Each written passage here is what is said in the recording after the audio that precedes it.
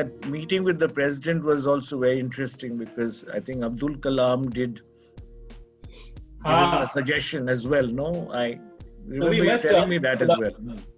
Yeah, we met Abdul Kalam, and he says, "Let me show you around my rose garden." So he took Scott and me.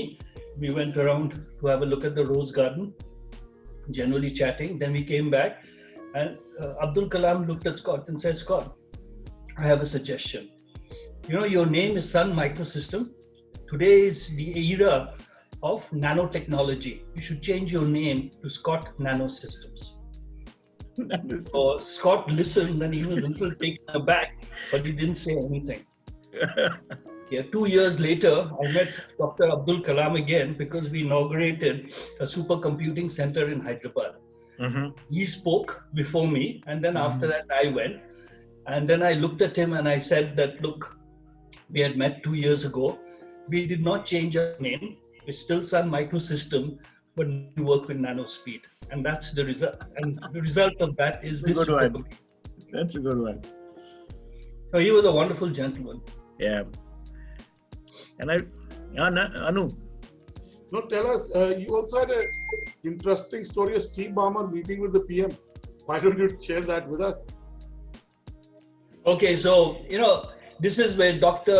Manmohan Singh, so the first time Steve came to India, I asked at the end of the one day, we had a visit, he met multiple customers, went to IIT Delhi, spoke to the students. And then I was seeing him off at the airport. And typically in Microsoft, you have a 1 hour in which you sort of give a briefing while you're traveling back in the car. So as part of the debriefing, I asked him one question, which is that next time you come, would you like to meet the Prime Minister of India? So he says, does the Prime Minister of India have a big budget? So I said, yeah, he runs the complete budget of the of the country. Yeah. He said, no, I know that, but does he sign checks? So I said, he doesn't sign checks. He has people who sign checks. So he give orders. So I said, no, he doesn't give orders. There are other departments which are focused on that. He says, then I don't want to meet him because, he said there are three governments. There's only one government I like to go and meet, and that's the Chinese government because they sign checks. But the US government and the Indian government, I don't like to meet them because they don't give me any business. That gives you an indication of who Farmer was. So anyway, the next time he came, we actually had a problem with the income tax authorities because all of a sudden, transfer pricing related issue, they said that all the engineering work you do, that's creating technology which is sold globally. So therefore, we should tax you on global profits, a share of your global profits. So we got $1 billion bill for income tax. Wow. Yeah. So I started to work towards getting it resolved. But I told Steve that when you're here, we'll go meet the Prime Minister. Prime Minister listened. He had a joint secretary at that point of time, very, very capable gentleman. Currently is the secretary in Jammu and Kashmir. And he says, Bhaskar will take care of it. This was a rogue officer who sent this and we'll take care of it. So at the end of the meeting, Steve was very, very happy. And he says that, look, your Prime Minister doesn't speak very much. And actually he didn't, frankly, I shouldn't be telling you this, but, the Prime Minister, he was like a waxwork. He hardly spoke, few questions here and there, but most of the talk was done by others. And frankly, if you didn't touch him, you wouldn't know whether he was breathing or not. But anyway, after the meeting was over and I saw him off, I told Steve that, look, are you okay with this meeting today? Because you said that, unless the Prime Minister signs a check, you don't feel happy. He said, no, Bhaskar, this is good because I've actually saved $1 billion for the company. That's as good as signing a check. Absolutely. I feel very glad that we had this meeting. I guess so that you would say that. Amazing. That's the kind of person he was. Yeah. Microsoft to this level, huh? And no, but that's Steve. Yeah, I that's really love traveling. So, which is your favorite place in the world? So I love actually the big cities. San Francisco. I like London. So these two really are two of my favorite places. But you've been to Hawaii at least 6 times. What's the secret? So Look at your shirt also. So Hawaii was basically because of all the circles of excellence. You know, we had different names. In Sun, it used to be called Sunrise. In digital, it used to be called Decathlon. In Microsoft, it's called the Platinum Club. So you kept winning all these, and you know, if you've had 12 years in digital, then I had 6 years in 6 years in digital, 12 years in Sun, and then about 6 years in Microsoft. So as luck would have it, in each one of these companies, the first win I had was in Hawaii. And then in between, there were a couple of times when I had to go to Hawaii. And in all these companies, my last one was also in Hawaii. So that's how I managed to go to Hawaii 6 times. 6 times, absolutely. Well, I believe you love musicals as well. You know, Evita you've seen at least in 3 different countries and 3 times as well. And I believe it's one of your favorite musicals in that sense. Yeah, actually, I love musicals. You know, the opera, Broadway. So Evita, it was. I think my wife will remember where, but I think it was in New Orleans, where we saw Evita the first time. And this was before my digital days. This was when I was working for the Tatas, and so we were working with a large American company. They had their annual event in New Orleans, and Mitu and I were able to get these tickets for Evita. And then from there, when we were living in Bombay in those days, Bombay also had a production of Evita with Sharon Prabhakar and Dilip Tahil, which was again wonderful. Yeah. And then the third time was actually the movie, where we saw the full movie, and you know. So I love musicals. So every time we go to London, we actually watch a lot of these musicals. San Francisco didn't have very much, except that we did see 1 or 2, but those were very rare. It doesn't have the same culture for musicals and like opera or like Broadway. Okay, now I believe you love Chinese food. Was it because you stayed in Singapore for many years? I don't think Singapore was the reason. I don't think my love for Chinese food is because of Singapore. It was preceded that. So we've always loved Chinese food. In fact, wherever we've gone, we've always said that, look, let's taste the local cuisine. And after 24 hours, we switched to Chinese food. And I remember in Niagara and places like that, my wife and I in a car, we're trying to roam around looking for a Chinese restaurant. So we love Asian food. We learned that American Chinese is terrible. It's far better to P.F. Chang. Yeah, it's better to have a hamburger or something like that. But especially in London, a wonderful Chinese place. Singapore Garden. Singapore is excellent. Singapore is excellent. And even India is getting much better. Yep. And I know you love sports as well. And, I think, is golf and tennis your favorite sport? Although I know you played many other sports as well. So, I'm not a great sports enthusiast, in the sense that I won't go out of my way to watch a sports match. I'd rather watch it on TV than go personally. But I love playing because it's out in the fresh air. I love swimming. I love golf. I used to love playing tennis, especially with the kids when we were in Singapore. So I've always, made it a point. And in school, I used to play football, but not very good. So I've never been very good. I've been average. I've read up a lot to try and improve my technique and watch videos, but I've never really been very, very good at it. One game which, unlike most Indians, I've never really appreciated or understood is cricket. And I believe there's a interesting incident as a management trainee in DCM. Yeah, when you had to play when you were not too keen or not too eager to play. So this was I think in 1973, 74, where we used to have in DCM, we used to have a annual cricket match where we had bachelors versus married officers. And so I was obviously on the bachelor side at that time, and I was going in 9 down. The only person who was below me was another colleague of mine who was a lady. And, we went in, so we were playing, and then I was called in to bat.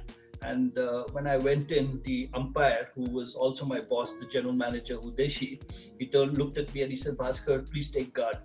So I said, take guard, what does that mean? He says, no, you got to take your bat and you got to align it with the wicket. So I put the flat mark, which wicket? So I didn't even realize that you had to take it against, one of the wickets, middle stump or left stump or whatever, right stump. So anyway, I did that, and that's how I learned, the whole batting. Then when the first ball came, I stopped the ball. Second ball came, I managed to cut it, so I got about a couple of runs. And then, we turned around, switched sides.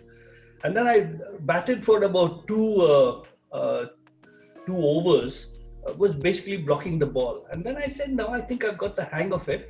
So the next time the ball came, I tried to hit the ball.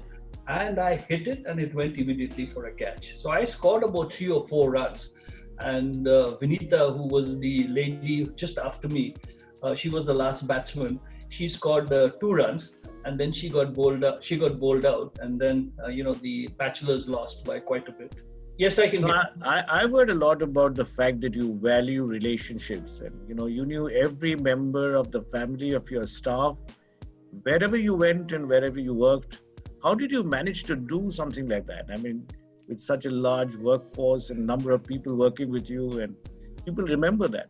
So let's say that, frankly, I do care about people, and I think it's important to understand who they are, their families, their children, their aspirations. But I was very poor at names, and, remembering names. For me, it was all about faces. So, the names wouldn't something I could never always remember. And luckily, my wife is different. She remembers names. So therefore, anytime I want to refer to somebody, I would ask her, and then she would help me with names. Very well. So we used to compliment each other very well. And so it is important for me, people, to understand who they are, because when you're working together, when you're, like you're saying, playing together, then it's important to the people who you are, and that makes for a far greater culture. So I and a very much more family-oriented culture.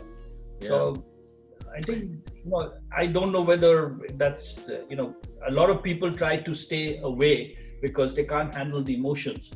But I felt that was critical and important to be with your colleagues in times of need, also in times when you're celebrating.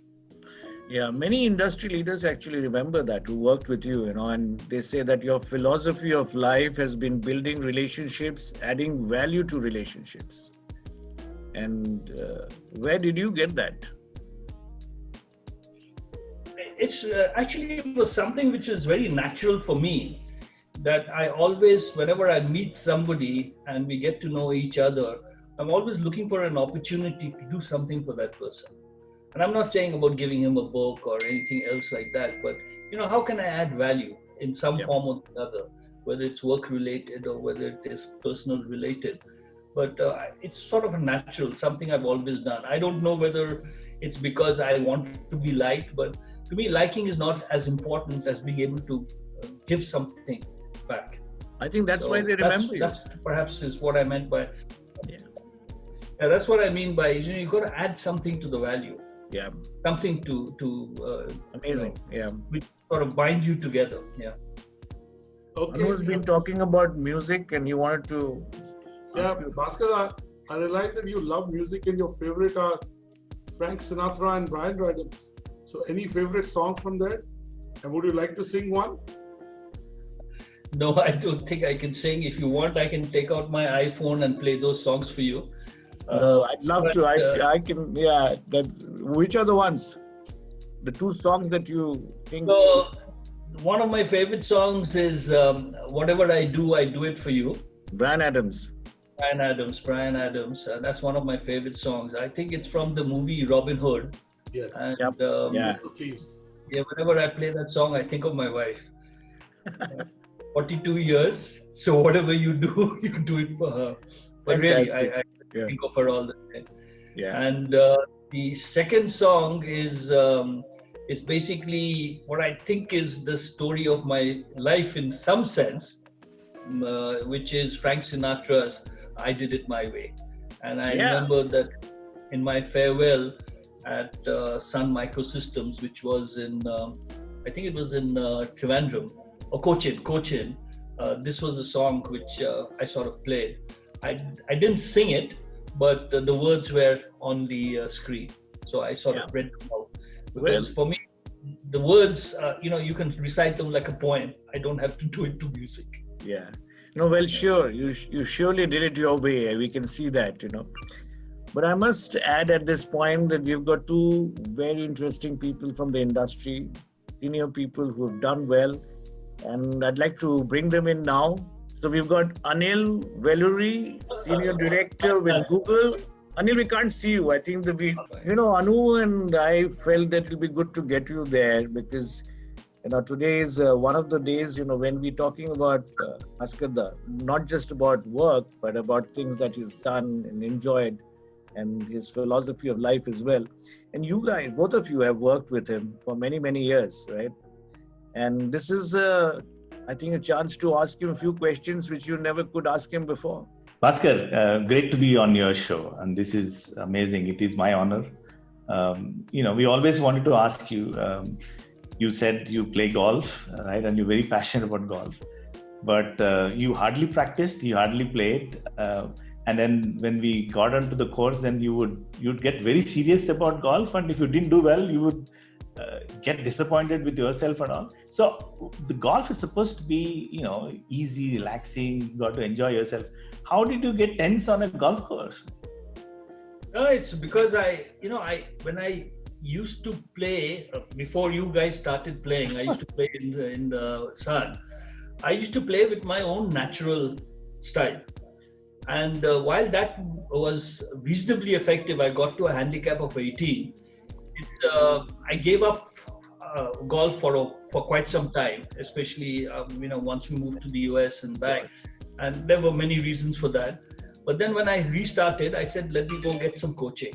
And in the process of trying to get the coaching, I stiffened my whole body, and I wasn't able to stick to a particular style. So that's really where the challenge is. And the other thing is that when I used to play regularly, I used to have a regular 4-ball. One thing I've realized that golf is a social game. You need to have at least 4 to 6 other people so that you will always get a 4-ball at some point of time, which was the case in Bangalore. Yes. Unfortunately, after that, I've never really had the opportunity to build that, plan. So anyway, I still enjoy the walking. I enjoy going, and especially there was a time when any city I used to go, I used to play golf. So whether it was in England or whether it was in the US, in California or Hawaii, I used to make it a point. But after a while, if your game is not up to the mark, then you just don't really feel like it. And even when you came here to Delhi, Bhaskar, Yeah. In fact, I first met Bhaskar on the golf course many, many years back. And I keep saying it's not about the score, it's more about the conversation on the course. Yeah. Anil, you are a regular golfer. Yeah, I play every weekend. Not now in the COVID time, but play every weekend and try. Anil is what I call a DIY. He started golf much after I did. He's already practically single digits. He wins many, many tournaments. And his golf style is exactly like he is as an individual. Very patient, he's there quietly. He's not, trying to sort of break the sound barrier and trying to do all kinds of awkward shots. He plays, even if he's one over onto the green, he's quite happy with that. He makes his own clubs. Can you believe it? He makes his own clubs. He's a DIY. God. Unbelievable. I mean, I haven't seen anybody do that. And you have a golf workshop at home? Yes. This is all thanks to Bhasker. Yeah. I'm saying he's always encouraged people to go and follow the passions, right? Whether you're a cricketer, whether you're a golfer, whether you're a debater. I remember Bhasker used to participate quite a bit in quizzes, right? He had a quiz club. So everything was to do with passion. Whatever you believed in, you go and do it. So very early, it is my good fortune. I worked with Bhasker for more than 15 years directly under him. So lot of learning, right? And I pass it on now to the next generation, people who used to work with me and will still work with me. So it is all about following your passions, whether it is golf, whether it is music, whether it is cricket. Do it, and then we used to have this kick butt and have fun, right, in Sun. So we really would kick butt, go into the market and have fun, absolutely. And Bhasker was quintessential in the sense we had this whole new concept of doing events around Formula One, events around golf, right? Events around rock bands. So it is all path-breaking stuff that we did, whether to a lesser degree in digital, but a lot more in Sun when Bhasker was running the full show. So it was all about doing things very differently than what market probably did. It was all about conventional stuff. I remember we would have Koshi's, I think, we organized one afternoon Formula One session. We all dressed up in Formula One gear, came and drank beer, sponsored by Foster's, watching Formula One. So Formula One was very, very radically different and new to people at that time. So we inculcated a lot of that stuff into our employees. Famously, I used to be asked, do you recruit people based on what they do in terms of Formula One and golf and things like that? So Bhasker was very, very different in that sense. I heard Bhasker say about this family thing that he was very unique. He started off this whole culture of bringing families on. So we had this whole concept of sunflowers, the spouses. We also had some male spouses who were also part of the sunflowers. He would go around, but the kids got the spouses who were men, they were called cauliflowers. We had sunflowers and cauliflowers. Yeah. So we had the kids got into relation. They could relate to each other. They were friends. So the whole notion of stickiness was beyond yourself, right? Beyond your job. It was, if I decided to quit the company, my wife would say, "What the heck is going wrong with you? You staying back because this is family." And kids would connect, and they're still now friends, and they've been friends for life. So the whole notion of extending relationships to family and getting the bonding going was original idea of Bhasker to my mind, and we all follow that to the hilt today, wherever we've been. So that's something very, very different. The other one that we all follow Bhasker, he taught us about having courage. Right? Leadership is all about courage, right? Courage to be able to say yes, courage to be able to say no, courage to admit failures, courage to say no to a bad deal. So leadership is all about courage, and this is something which we follow through every day. And these are the learnings that and Bhasker mentioned in his I was hearing him, he was always talking about managing to goal. So he always told us, don't ever manage to goal, manage to the market.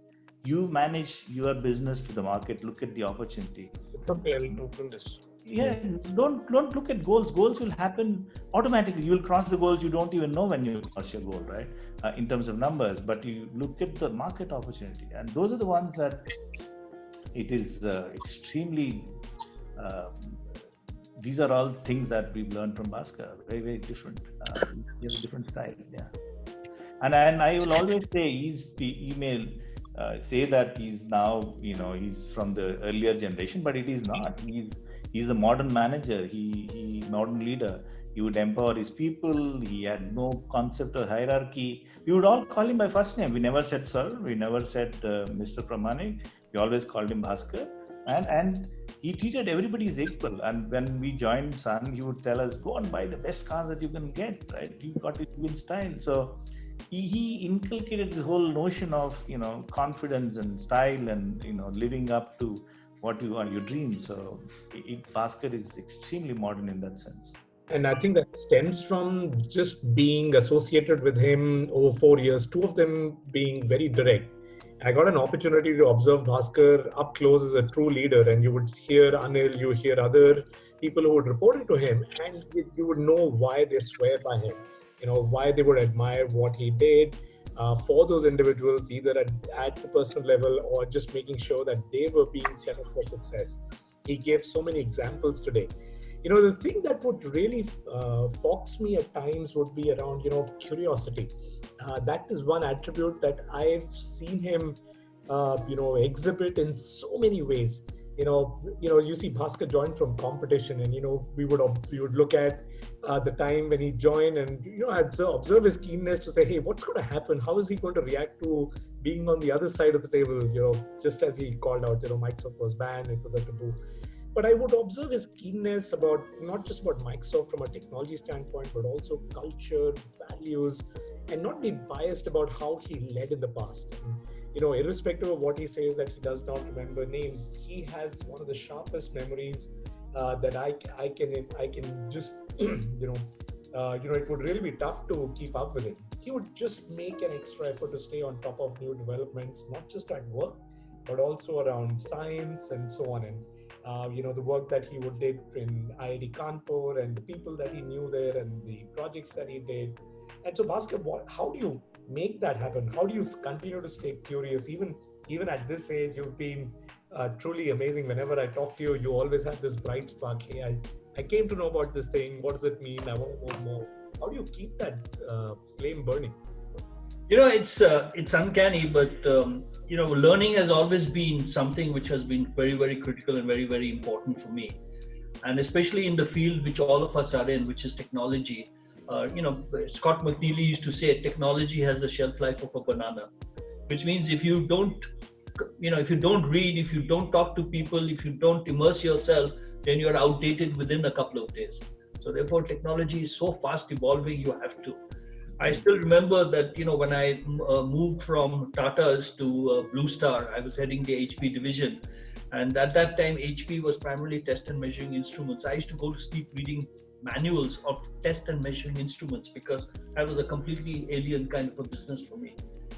And thereafter, it's always been. And the lesson I've learned today, and, related to curiosity, the older you get, the more you know, the less you know.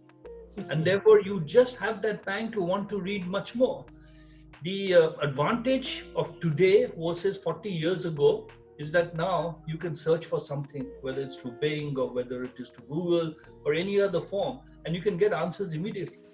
And that, encourages you to learn more and more. And the subjects can vary. So today, I've been on the board of State Bank of India. So the amount I've learned on economics and on banking is amazing. And I've now created got my own opinions, how backward banking is and how, not from a technology perspective, but just in terms of the concept. And that's how that has to change. And this COVID has actually shown that. So with all the different regulatory and other things, requirements and the government focus on banking, unless banking changes, it cannot succeed. It's going to be very, very difficult, and especially for public sector banks. So therefore, something has to change, and that has to, unfortunately, banks can't operate in isolation like a technology company. They're a highly regulated environment. So that's one area. The other is in technology. Technology today is like magic.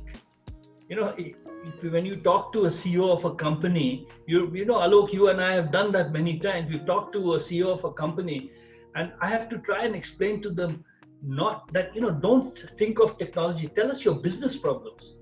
Yeah. Because today, technology can do anything.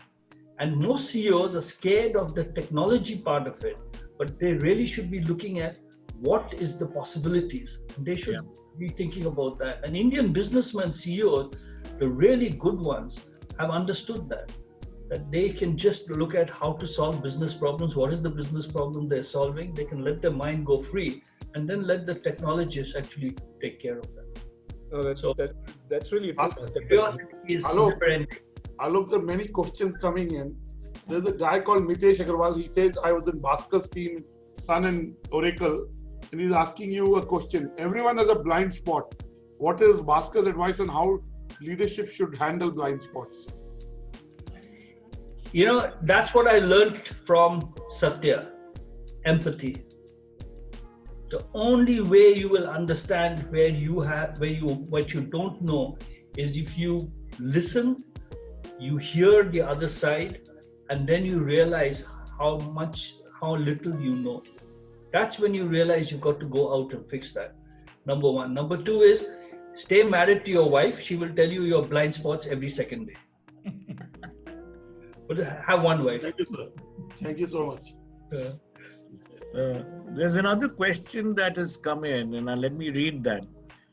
Somebody, this is Piyush Agarwal saying, talking about Bhaskar's advice to go out and get the best car. I recall when he was SFO, he bought the best BMW M Series Sports and he visited the BMW test racetrack. And he said, driving in the fast lane, you got to learn to drive the car more sideways than straight. Yep, absolutely correct. Hi, Piyush. I didn't realize you were on. Piyush lives in the Bay Area. Ah, okay. He and I go back to IIT Kanpur. We were college buddies. Yes, I bought, when I went to the US, I said, never again will we get a chance to buy a car at these kinds of prices. There were, anywhere else in the world, car prices are huge, whether it's Singapore or whether it was India. And in the US, I told me too, we'll never get this chance. So I went and looked for a car and I started shopping. I looked at the Porsche, I looked at this Aston Martin. I looked at the BMW. And unfortunately, both the Aston Martin was useless because you couldn't even fit a golf bag in the dicky. So the only thing an Aston Martin was good for was basically to wave to pretty girls in California. But the Porsche was interesting, and Audi had just come out with their sports car at that time. And that was wonderful. And I was actually planning to buy that, but then they said that it was going to have a 6 months waiting. So therefore, I finally decided on the BMW M6, which I got immediately. It was 500 bhp. Anu, can we get Piyush on the camera as well? And yes, we is could it have. possible to get him on? You can ping him. He's available. Yes, sir. I'll get him on camera. That'll be fantastic. There are lots of other questions coming in. I'll take one while we get Piyush on.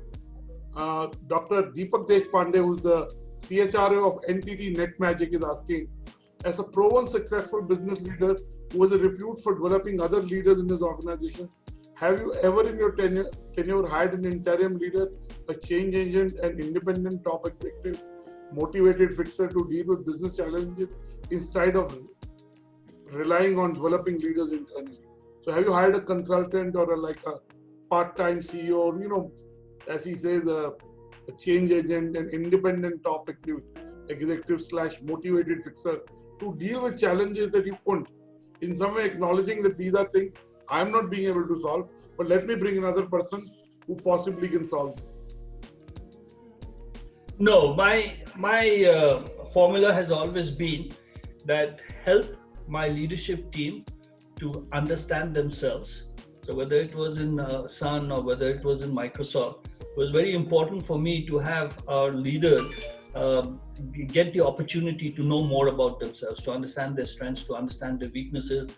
More important, to understand what they will never be good at, and then how to compensate for it and feel good about it.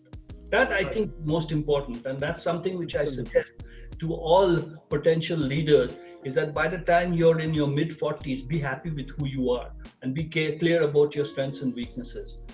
What I do, however, is that I have hired external HR companies, organizational development, to help develop people individually and to help the team to develop the interworking relationships, because that collaboration is also very, very critical.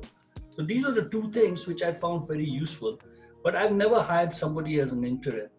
You're in the organization for good or for bad, and we'll give you all the opportunities to develop yourself as a leader. Yeah. Hi, Piyush. Hi, Piyush. Good to see you. I mean, sorry to pull you in like this, but I couldn't resist the temptation of getting you and be with us. No, it's good to be here. Yeah, I know. It's been very enjoyable. Thank you. Hello, Anil, and hello, Bhasker. How are you? I'm good. Hey, hi, Piyush. I realized, you know Anil well, yeah. So one thing, one thing I'll say, of course, I've known Bhasker as a colleague. We were together in college, going back many years, formative years, our growing up years. And then we spent a lot of time when they moved here to San Francisco. But one thing professionally that I can say, based on whatever I've heard from folks who work with Bhasker, everywhere, wherever I've gone, I've had so many colleagues at companies where I've worked, both in the US as well as in Singapore, they all remember Bhasker and they talk very highly of him. So this is something any person, especially a leader, I think it's the best compliment that a leader can get. And it shows. It shows in his dealings even with us. Very empathy, a lot of empathy, talks very simple, no high-flying things. You understand whatever he's saying. You know where he's at. And I just admire his success. The way he can meet his targets, I don't know what magic he has, but yeah. And it's not, when you're running an organization, it's not you who are meeting your target. It's the organization. And to get everybody to work together in a team. And I know when he came here to the US, within right from the first quarter. So hats off. Good. Lovely. Thanks, Piyush. Thanks. Yeah. Sunandan, if I have your permission, I want to give an anecdote of Bhasker. Yes, of course. Yeah, so this is on customer centricity of what Bhasker had, right? And he had, of course. Many years back, we were struggling with a very large bank, very famous bank, which was it was running on Solaris, systems for their core banking. And we were trying to upgrade the systems to a next version of the operating system, and it would crash every time. So the bank would go down, all the whole branches will go down, all tellers will go down, and we were in dire straits. And we were the CIO of the bank was very upset with us, and so we were attempting one more time the upgrade of the operating system to the bank, and it was so important that shouldn't fail this time. So Bhasker said, Anil, let's go. We go and camped in the bank, in the data center, whole night. And we were monitoring the upgrade process, because if we wanted technical help, if we wanted some resources or something, the whole night we were awake from night, I think 9 o'clock, next day morning around 6 o'clock, till the upgrade successfully happened. And we both were awake, and Bhasker didn't need to come. We could depute any one of us to go and do it. He stood with the customer, staying at the data center, to just convey the sense of purpose and seriousness that we had of how important it is for us to make the customer up and running. So this is, a huge testament to what he is just not saying things. It is about doing things and showing it in action. That's very, very important. Bhasker. Walk the talk. Yeah, walk the talk, absolutely. Yeah. And the other interesting one is that he had very clear view on what customer wanted. If customer was buying a wrong thing, you would tell him, no, I'm not going to sell you. You're not buying the right thing. This is not suitable for you. So he was very clear in what his opinion was about what customer should be doing. And he would do the wrong thing even for a short sale. He said, no, I'm not going to sell you this because it's cheaper or something. You need to do this solution, or I'm going to walk out. So I remember you telling me a story about that as well, Anil. Oh yeah. Many stories. But he had so much of charisma that customers would take admonishments, not just advice. He would admonish them and say, you're doing the wrong thing. So it was great fun always working with Bhasker and watch him in action. Many of us can't pull off the same stunt because we are not charismatic, but he could do it. Yeah, and Bhasker would always say that sale is an equal exchange of values. Yes. And that would always be the reason why somebody would make the decision to buy your product. If you haven't demonstrated value, you can do whatever you want and you won't make the sale. And yeah, it still echoes in whenever I think about, hey, why is it that we aren't able to make that deal? So yeah, thanks, Bhasker, for that. Fantastic. Very brilliant session, wonderful. But Anu, any questions from your side? I just learned a lot. I have a long way to go, and I just learned a lot. I'll leave it at that. There is one thing that Viresh Shah is asking, where Bhasker, do you think there were things that you could have done better? Absolutely. I have another one-liner, actually it's 2 lines which I always use. Success is not forever, and failure is not fatal. If you don't make mistakes, you don't learn. So if you look at my career, I can think of hundreds of times where I have made mistakes and I have failed. But I guess it's like Sachin Tendulkar. One test does not make him a lousy batsman, one failed test. Right? It's the consistency of your record. And that to me is the most important. How consistent are you? Does your successes outnumber your failures? So to me, that's one thing which I've learned in life, that don't believe that 14 years, 12 years in Sun Microsystems, every year I was successful, therefore that makes me a huge guy, great guy. It doesn't. I think what is important is to understand that may not last forever, and therefore you need to be prepared for that. So therefore, you prepare yourself and your organization for those bad days. But failure doesn't mean that you're doom and despondency. Failure means you learn from that mistakes and you get up and you dust yourself, and then you go back and again. So that's important. Great learning session for all of us, and certainly I can see a lot of audience reaction saying it's been a fabulous learning session, and I can read many of these quotes, but it'll take a long time. But as we end, I wanted to just play this. I just took a little time off this can go on, but thank you so much. And I thought it would be fitting to finish with the song like that.